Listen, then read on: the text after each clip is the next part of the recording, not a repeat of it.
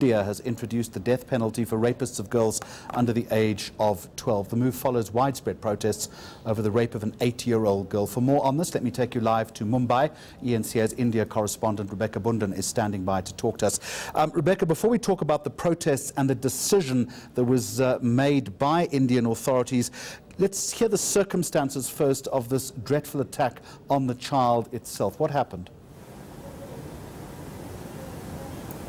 The police only revealed details that became widely known earlier this month, in April, but the case actually happened back in January. This is in Kashmir, which is in the north of India.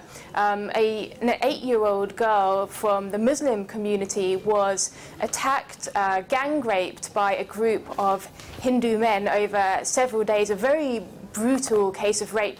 She was eventually murdered as well. And this resulted in this widespread outrage across the country. As I said, the details only actually came out in April, although this happened in January.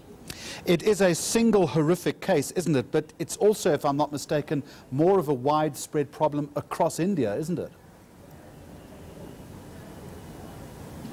That's absolutely right, and since the details of that case emerged, then a number of other similarly kind of brutal rapes came to light as well, cases involving young children, and it's thousands and thousands of rapes take place every year. I believe 40,000 reported last year, and a number of these involving children. But after this Kashmir rape case came into focus in the media, and gained attention from the public, then a number of other cases started to be reported very, very widely and also started gaining a lot of attention. There was also an instance in the north of India, in Uttar Pradesh, where a BJP member, that's the ruling party in India, was accused of the rape of a 16-year-old girl, and a number of other instances. Another case of a child rape and death in Gujarat, which is the state where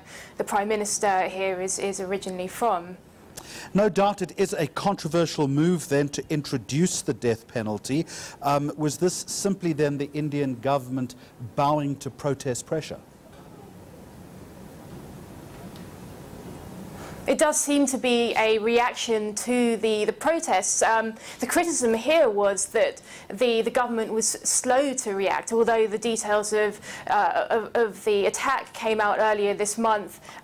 It was only this weekend that emergency meeting was held by Prime Minister Narendra Modi, and they came out with the decision, the announcement that the death penalty for cases of child rape, that's the rape of children under the age of 12, would be met with the death penalty was approved as a punishment. So it was following this series of protests that took place over several days in different parts of the country, thousands of people taking to the streets saying enough of it is enough, that rape is so widespread and something needs to be done to secure the safety of women and children in the country. So that has been seen as a move in reaction to that. However, there have been mixed reactions.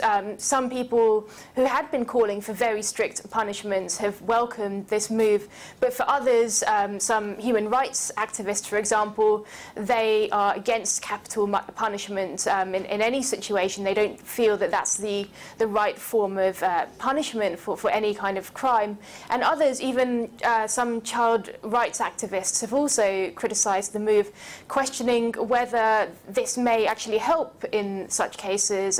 For example, they're saying that perhaps in a number of instances, children are actually raped by relatives, and perhaps there will be reluctance on the part of the family to report such instances if they know that the person, the father, the uncle, the rapist, could eventually be hanged, and also fears that it could result in rapists murdering children in a move to try to cover up the crimes that they've committed.